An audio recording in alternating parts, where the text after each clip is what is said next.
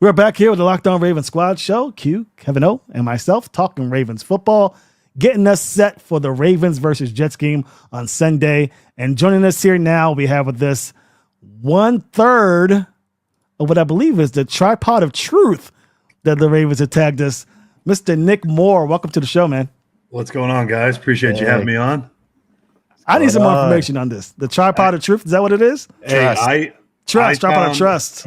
I found out the same time everybody else did. I think they made that name up on their own. So I have never referenced us or anybody in our group that way. So I think the biggest question is, do you plan to continue referencing the group that way? I'm not sure. We'll leave it up to the fans. See what they want. See what they like. The Wolfpack was a good name, so it's gonna be tough. It's gonna be tough to top that. But I'm not sold on it yet. So we'll just have to wait and see. You're the elder statesman, so hey, you can poo-poo it if you need to now. Yeah, you have some pull. I'm not so sure it rolls off the tongue quite like I would like it to, but we'll see how it hits. I have no idea. Was it Ryan? I feel like it was Ryan Mink. Ryan Mink probably. I have no clue. So we'll find out if we get a lot of slack on social media for that post. We'll see.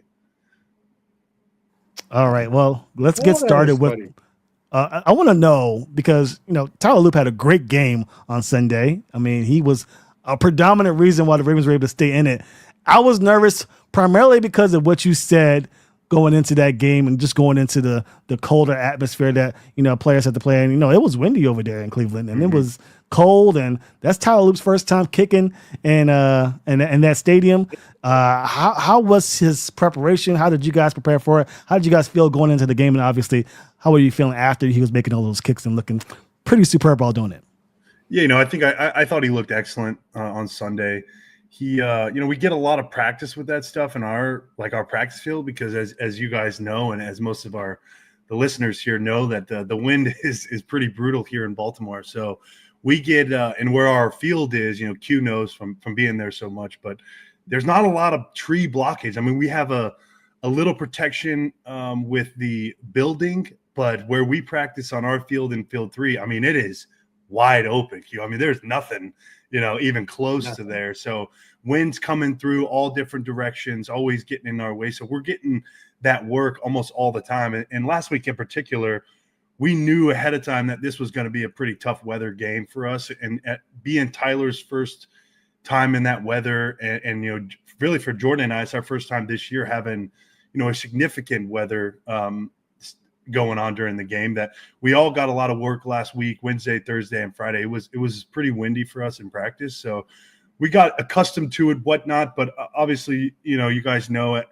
When you're in the game, it's such a different circumstance when you're in the stadium, the way the wind comes in with openings in that stadium in particular, and being right there next to the lake. It's a very difficult place to play, arguably one of the hardest, if not the hardest place to kick in all of the National Football League. So we always have our hands full when we go there. And, the Sunday night or Sunday afternoon, it was pretty aggressive with that wind. But, I thought Tyler did a wonderful job with, his kickoffs were fantastic. And then obviously with his 3 field goals, that 44-yard field goal, I know it probably looked like a breeze watching on TV or watching from the side, but it was not a very easy kick to make. A lot of wind coming off our bench, so right to left as we were kicking it. And I thought he executed really well. He trusted his, the preparation that we put in. He picked out a good line for him and stayed with it and did a really fantastic job. So that was a hell of a kick. I mean, for him, honestly, that's probably the biggest kick he's made so far. It was one of the toughest kicks. I know it wasn't the furthest one, but it was definitely probably the hardest kick he's made so far. And we're going to need him going forward as the weather continues to get worse in these later games and going towards winning the division in these ending games. It's going to be hard, and points are going to be tough to come by. So anytime we get a chance to go out there and put points on the board and help our team like we've done in the last 2 weeks, we're going to have to continue to do that. He's going to continue to develop and grow and work on that. And I think we have a lot of big things coming for him and for the 3 of us as a group. It's weird with young players. Sometimes, environments like that can challenge them more mentally than physically. For you, are you playing the role of the psychologist when it comes to the practice settings and then all of a sudden going into the game? I've been around so many guys over the course of covering the Ravens, and each guy has their own different thing. I mean, Billy Cundiff one time just gave me an amazing breakdown of what it was like to kick in Pittsburgh because of it being a 1 o'clock game compared to a later in the evening game. Literally, Justin Tucker, identical, almost identical in his assessment of Pittsburgh as well. Sam Cook even saying as far as how you punt and the way in which the ball lands funny and all the different nuances. For you, for Tyler, how much or how little are you giving him that kind of, hey man, this is what it looks like from my vantage point, and here's how we're going to do it? And or do you have that, nah, I ain't gonna say nothing to you, just go out there and do it?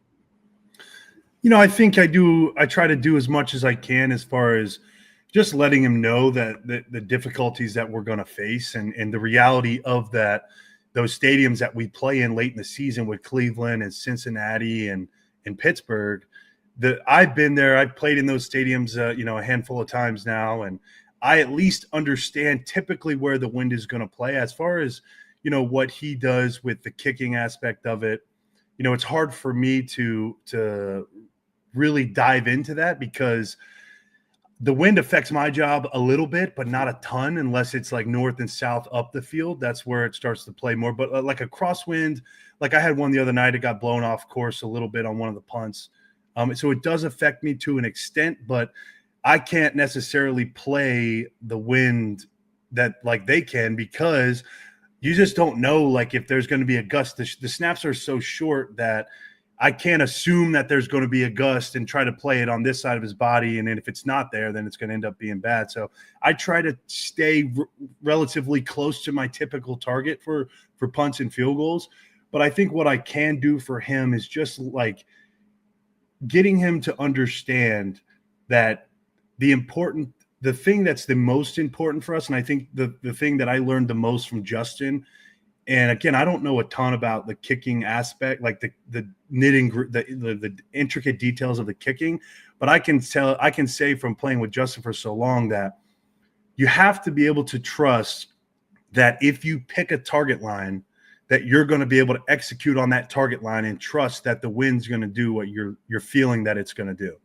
And you can't be second guessing yourself. You have to get a plan, make a plan and execute the plan to the best of your ability.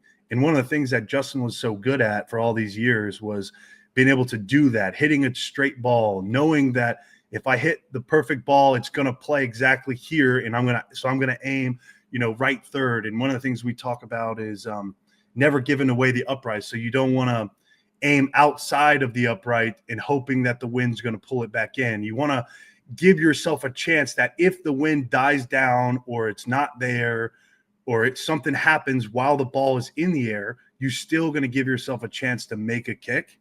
And I think those are like the small things that I can help him with, as far as, he needs to continue to work on getting good football. I thought the 44-yarder he hit the other night was a really great step in the, for him to have that first kick moving in the direction of, hey, the wind's going to start to pick up as we keep playing. It's like, that's the ball right there. Put that in your memory bank. Remember that every time we get in this situation, doesn't matter if it's a 44-yarder, a 50-yarder, a 30-yarder, like you hit the perfect ball, you have to trust that you're going to be able to do that. And then you're going to be able to execute the plan that you and Randy Brown and Jordan come up with, going into that particular moment, because we can all feel the wind when we're out there. And it's easy to be like, oh, this is right to left. But then it's like, okay, how much is it, and all that stuff. So there's a couple of things that they do with the lean of the holds and all that kind of helps dial down some of that wind. But, I think Tyler's done a great job so far. We've had a ton of practice with it, as far as doing it at our practice facility. And then we had some really good experience this past week in Cleveland to kind of get us going into what's going to be, because that was pretty aggressive. That weather was, I mean, it was cold, it was windy, and it was a pretty rough first game for him. And I thought he did a hell of a job of going out there, you know, getting I think he got 11 points for us on Sunday night. And those are huge. And especially in these division games and these games we get going down the stretch. And every time we can get, even if it's a PAT, man, those things are not guarantees, especially when we got Green Bay and we got Pittsburgh at the end of the season. Like, PATs are not a guarantee. So we have to execute all the time.